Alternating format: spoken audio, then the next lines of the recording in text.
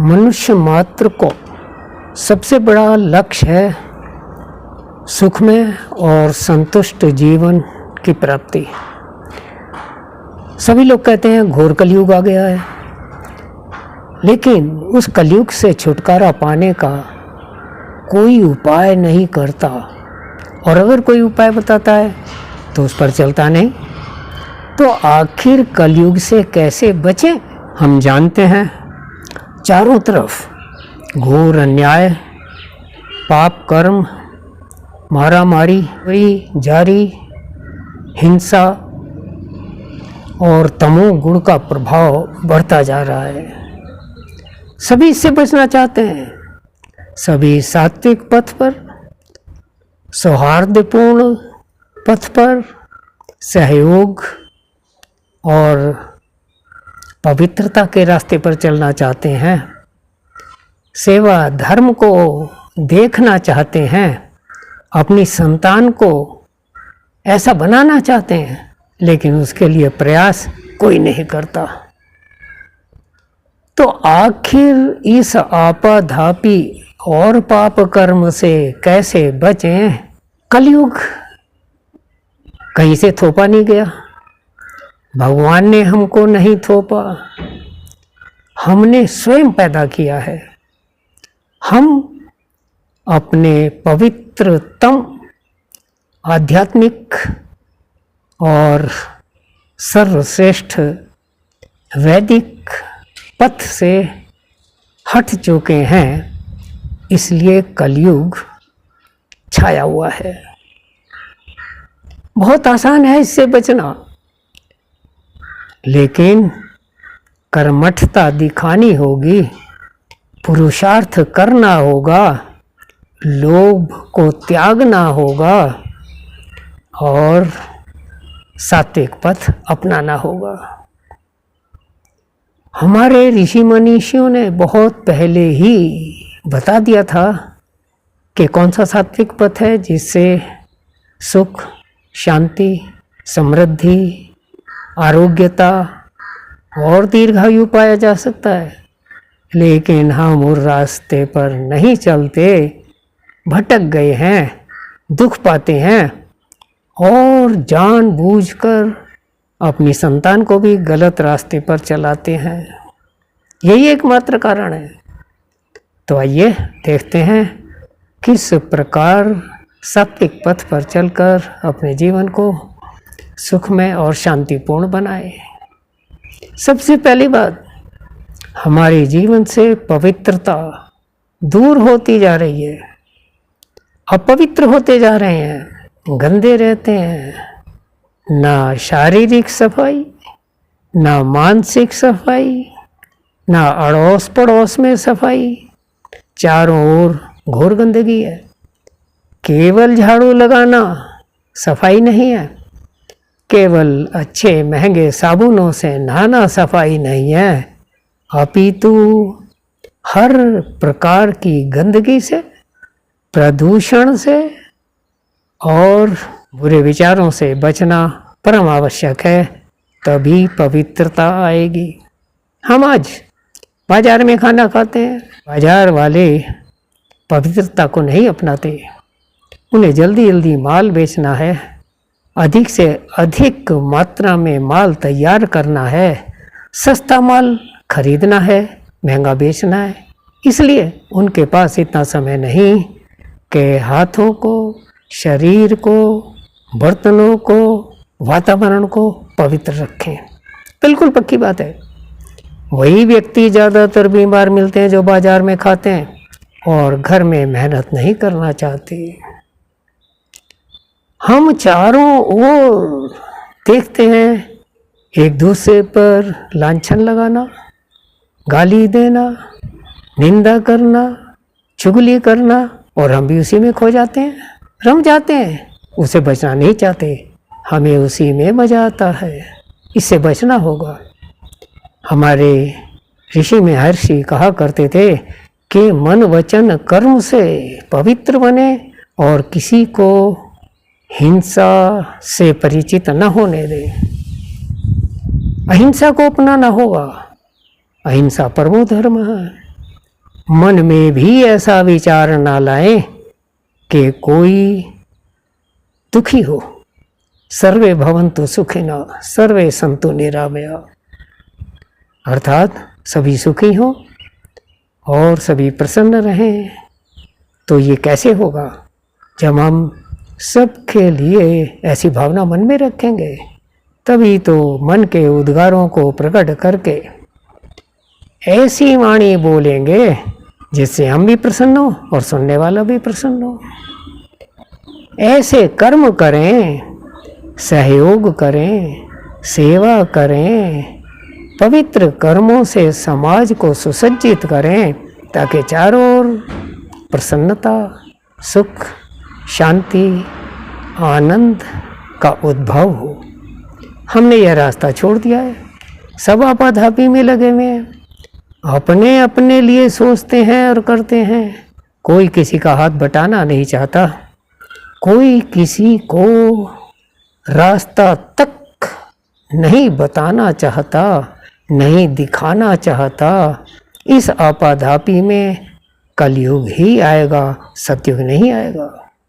इससे बड़ी बात सहयोग की भावना है कि मिल बांट कर खाएं।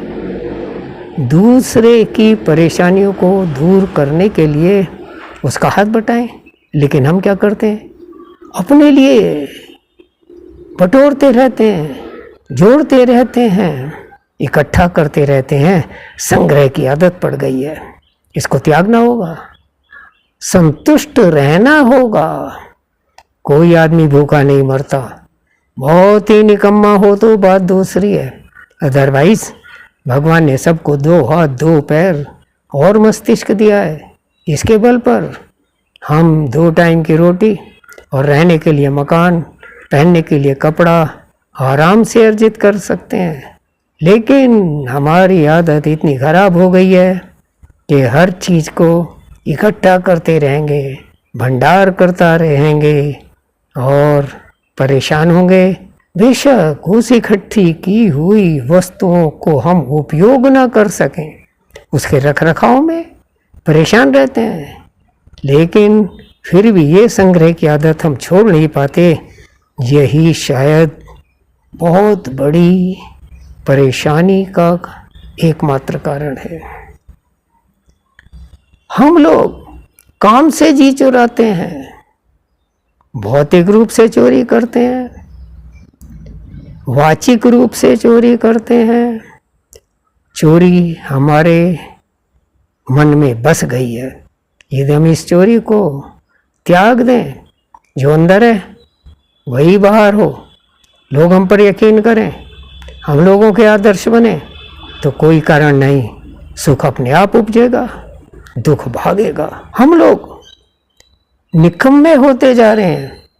कोई व्यक्ति हाथ पैरों से काम करना नहीं चाहता, सबको आराम चाहिए, बैठने के लिए कुर्सी चाहिए, गाड़ी एसी चाहिए, घर एसी चाहिए, ऑफिस एसी चाहिए, धूप लगनी नहीं चाहिए, रात को चांदनी दिखती नहीं, चांद या ध्रुव तारे का हमको पता नहीं, बाहर निकलते नहीं, भ्रमण करते नहीं, योगाभ्यास करते नहीं, मेहनत करके राजी नहीं। कैसे सुख आएगा? शरीर भी उसी तरह निकम्मा होता जा रहा है। जैसे ही एज बढ़ती है, घुटने बेकार हो जाते हैं, आंखें खराब हो जाती हैं, कंधे ऊंचे नीचे हो जाते हैं, पेट खराब हो जाता है, sciatica, migraine, BP, heart attack, पता नहीं कितनी बीमारियां हमने खरीद रखी हैं। यदि हम कर्मठ बने, अपना काम अपने आप करें, हर काम को निश्चित समय पर करें, दूसरों का हाथ बटाएं, सर्दी गर्मी को सहन करने की आदत बना लें, तो कोई कारण नहीं कि हम सुखी ना हो, दीर्घायु ना हो और कुशलता तो हमारे पीछे पीछे फिरेगी ही।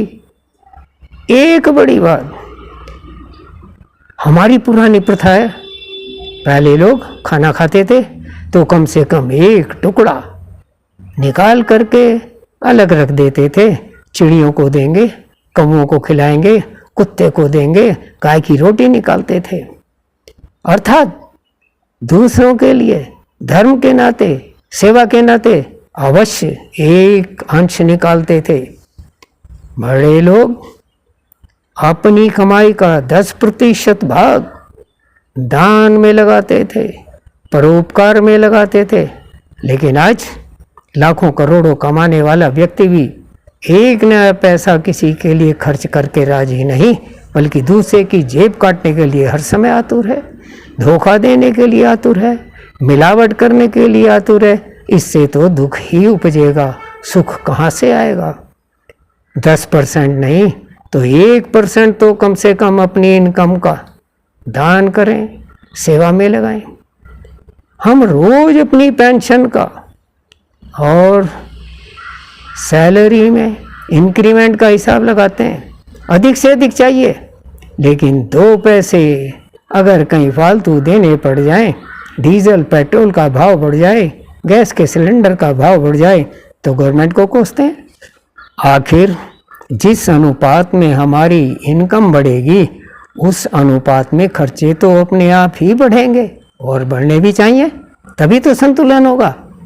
आज अधिकतर लोगों के पास एक से अधिक गाड़ियां हैं, एक से अधिक मकान हैं, बैंक बैलेंस है, लेकिन वे किसी दीन दुखी की सहायता करके राजी नहीं। यही घोर कलयुग का प्रमाण है, यही कलयुग का कारण है, यही दुख का कारण है। इससे बचने की आवश्यकता है। एक बड़ी बात, छोटे छोटे बच्चे भी नेट चैटिंग, BF, टीवी से गंदे गंदे सीरियल, गंदा लिटरेचर, गंदे गंदे मित्रों के साथ बैठकर ब्रह्मचर्य का ह्रास कर रहे हैं। पहले बच्चों को गुरुकुलों में पढ़ाया जाता था, लड़कियों का गुरुकुल अलग, लड़कों का अलग। विपरीत लिंग में आकर्षण होता है। 25 साल तक ब्रह्मचर्य का प्रोविज़न था, और अब लिव इन रिलेशन में रहते हैं, को एजुकेशन में रहते हैं। बड़े बड़े कॉलेजों में लड़के लड़कियां हाथों में हाथ डालकर अर्धनग्न अवस्था में घूमते रहते हैं, मादक द्रव्यों का सेवन करते हैं। ऐसे में सतयुग कहाँ से आएगा, कलयुग ही तो आएगा। किसी व्यक्ति में ब्रह्मचर्य के प्रति कोई सजगता नहीं है। कामुक फिल्मों की भरमार है, कामुक सीरियलों की भरमार है, बुरा हाल है। यदि इससे नहीं बचे तो आने वाला समय बहुत ही अंधकारपूर्ण है। हम तो बचें, हम सुधरेंगे, जग सुधरेगा। हम सुधरेंगे तो बच्चों पर भी थोड़ा अच्छा प्रभाव पड़ेगा। हम तो अधिक से अधिक मज़े लेने के लिए तमोगुणी बनते जाते हैं और चाहते हैं कि बच्चे अच्छे हों, सात्विक हों, नैतिकता के पथ पर चलें। यह सर्वथा असंभव है। तो ये छोटी छोटी ऐसी बातें हैं, अगर इनको हम ध्यान में रखें, अपनी संतान के लिए अपनाएं, घर में बीच बीच में धार्मिक आयोजन करें, तो कोई कारण नहीं कि हमारे लिए तो सतयुग आ ही जाएगा। हम आज शिकायत करते हैं कि लोग बाग हिंदू मुसलमान बनते जा रहे हैं, ईसाई बनते जा रहे हैं, लेकिन पढ़ने के लिए भेजेंगे इंग्लैंड, अमेरिका, जर्मनी, फ्रांस, तो वहाँ तो भाई ईसाइयत है, तो क्रिश्चियनिटी उनके मन में छाएगी ही। बर्थडे को, मैरिज एनिवर्सरी को घर में कोई यज्ञ नहीं, कोई हवन नहीं, संध्या नहीं, कोई सात्विक धार्मिक पुस्तक का पाठ नहीं, कभी सात्विक ग्रंथों को उठाकर नहीं देखते, स्वाध्याय नहीं करते, आपस में चर्चा नहीं करते, और चाहते हैं कि बेटा बेटी गलत रास्ते पर ना चलें। ये कैसे संभव है? हम ही तो उनको बिगाड़ रहे हैं। बर्थडे पर केक काटेंगे, होटल में खाना खाएंगे, घर में सात्विकता से दूर रहेंगे, मन वचन कर्म को बिगाड़ेंगे, बहुत मुश्किल है। इन छोटी छोटी बातों पर यदि ध्यान दें तो आज ही हमारे पास सत्युग आ सकता है। लेकिन जब जब इन चीज़ों को छोड़ेंगे तो कल को या तो तलवार के बल पर धर्म बदलेंगे या मारे जाएंगे, और लालच में आकर, फैशन में आकर अवश्य क्रिश्चियन बनेंगे, मादक पदार्थों का सेवन करेंगे, बीवी को तलाक देंगे, एडिक्शन अपनाएंगे, जल्दी मरेंगे, सारी कमाई को डॉक्टरों को लुटा देंगे। इससे बचने की बहुत आवश्यकता है।